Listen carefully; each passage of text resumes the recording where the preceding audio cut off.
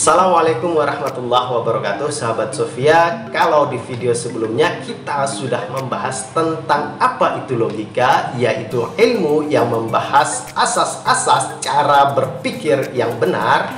Maka kita di video kali ini akan membahas tentang asas pemikiran. Nah, asas pemikiran itu sendiri adalah pengetahuan dasar, sebagaimana pengertian asas merupakan landasan atau kaidah dasar.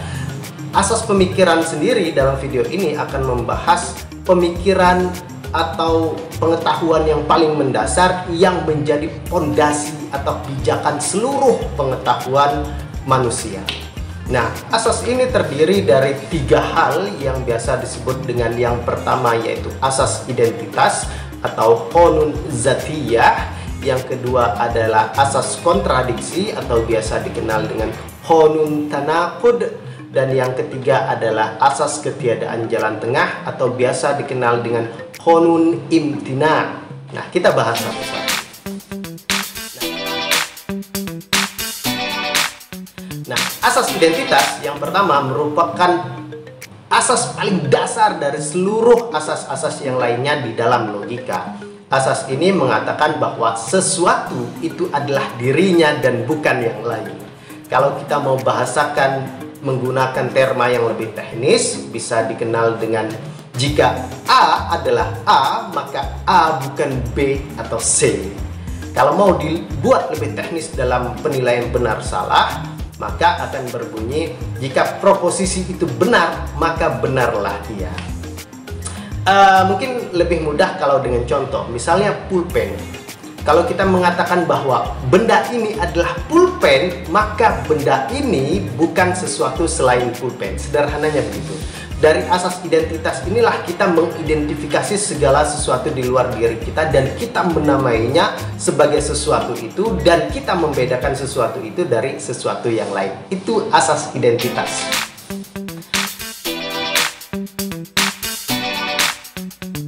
Nah, yang kedua, asas kontradiksi atau qanun tanaqud. Ketika kita mengakui sesuatu sebagai identitas tertentu, maka kita tidak bisa dalam waktu yang sama mengingkari identitas itu. Nah, kalau tadi kita sebutkan bahwa ini adalah pulpen dan kita mengakuinya sebagai pulpen, maka dalam waktu yang bersamaan kita tidak bisa mengingkari identitasnya sebagai barang ini bukan pulpen. Maka akan terjadi kontradiksi kalau kita memaksakannya. Nah, asas yang kedua ini mengatakan bahwa pengakuan terhadap satu identitas tidak bisa dilakukan secara bersamaan dengan pengingkaran terhadap identitas itu. Jadi harus jelas bahwa ketika kita mengakui ini pulpen, dalam waktu yang sama, dalam aspek yang sama, dalam bobot yang sama, kita tidak bisa mengingkari bahwa ini bukan pulpen. Nah, itu asas yang kedua, yaitu asas tanaqud atau qanun tanaqud, asas kontradiksi. Nah, asas kontradiksi ini membawa kita kepada asas yang ketiga. Apa itu asas yang ketiga? Asas yang ketiga adalah asas ketiadaan jalan tengah atau qanun imtina.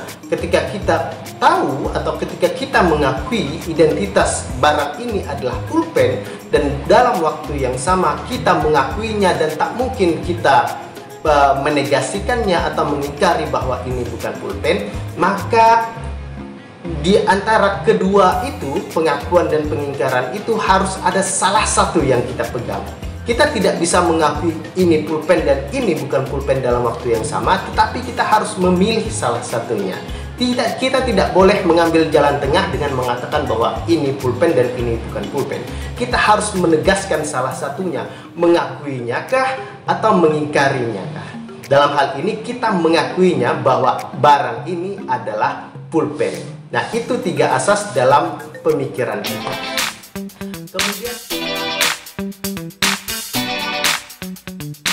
Kemudian dalam referensi yang lain saya menemukan tambahan 1 asas lagi yang dikenal dengan asas kecukupan alasan atau law of sufficient reason. Nah, di mana asas ini mengatakan bahwa segala sesuatu atau identitas sesuatu mesti memiliki sebab yang cukup. kalaupun dia berubah, maka dia juga memiliki sebab-sebab yang menyebabkan dia berubah. Kalau kita mengatakan barang ini adalah pulpen, asas identitas, dan kita tidak bisa mengakui sekaligus mengingkarinya, asas kontradiksi, sehingga kita harus memilih salah satunya, mengakui ini pulpen atau mengingkari ini pulpen, maka asas yang keempat ini, asas tambahan ini mengatakan bahwa sesuatu itu disebut dengan pulpen, pasti ada alasan yang mencukupinya. Bahwa apa yang kita predikasikan atau kita identifikasi dengan pulpen adalah sesuatu yang digunakan untuk menulis dengan karakteristik tertentu. Ada tinta khusus yang digunakan yang membedakan pulpen dengan pensil, spidol, dan alat tulis lainnya. Kalaupun satu saat pulpen ini berubah identitasnya menjadi tidak pulpen lagi, maka harus ada sebab-sebab khusus yang menyebabkan identitasnya berubah. Contoh, ketika kita buang isi dalam pulpen ini sehingga tidak lagi ada isinya, atau kita buang beberapa bagian pulpennya sehingga pulpen itu sendiri sudah mengalami perubahan identitas dan tidak bisa disebut dengan pulpen lagi. Dia merupakan sesuatu yang lain selain pulpen, atau pulpen yang sudah rusak dan tidak memiliki fungsi apa-apa. Nah, itu dia 4 asas yang menjadi landasan seluruh pengetahuan manusia. Kita dalam kehidupan sehari-hari pasti menggunakan asas-asas ini walaupun kita tidak memiliki pemahaman tentang pembagian dan penamaannya. Tapi seluruh bangunan pengetahuan kita, ketika kita membuka mata sampai kita tidur kembali, kita menggunakan asas-asas ini. Kita mengidentifikasi sesuatu bahwa ini pintu dan bukan sesuatu selain pintu, dan kita keluar masuk melaluinya berdasarkan asas identitas. Apa jadinya kalau kita tidak mendasarkan seluruh pengetahuan kita dari asas-asas ini? Maka mungkin saja kita keluar masuk tidak melalui pintu, tapi melalui sesuatu yang lainnya, dan hidup kita akan menjadi sangat kacau balau sekali. Nah, setiap manusia dengan kewarasan yang normal pasti menggunakan seluruh asas pemikiran ini, dan asas pemikiran ini merupakan sesuatu keharusan yang mutlak dalam membangun kerangka cara berpikir yang baik dan benar.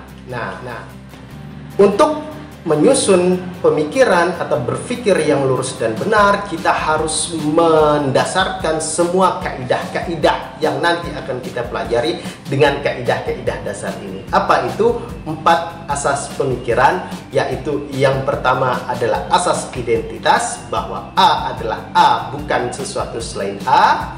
Jika ia benar, maka benarlah ia. Yang kedua, asas kontradiksi, kita tidak bisa mengakui A sekaligus mengingkari bukan A dalam satu waktu dan satu bobot yang sama. Yang ketiga, yaitu ketiadaan jalan tengah. Kita tidak bisa mengakui A sekaligus B. Kita harus mengakui bahwa itu adalah A atau B. Kita harus mengakui pulpen atau bukan pulpen. Dan kalaupun ada perubahan dalam identitas sesuatu itu, maka harus ada syarat-syarat yang cukup untuk menyatakan perubahan itu dan untuk menyatakan identitas yang baru. Saya pikir hanya itu yang bisa saya sampaikan. Mudah-mudahan membantu kita memahami atau membentuk kerangka berpikir yang benar. Terima kasih. Assalamualaikum warahmatullahi wabarakatuh.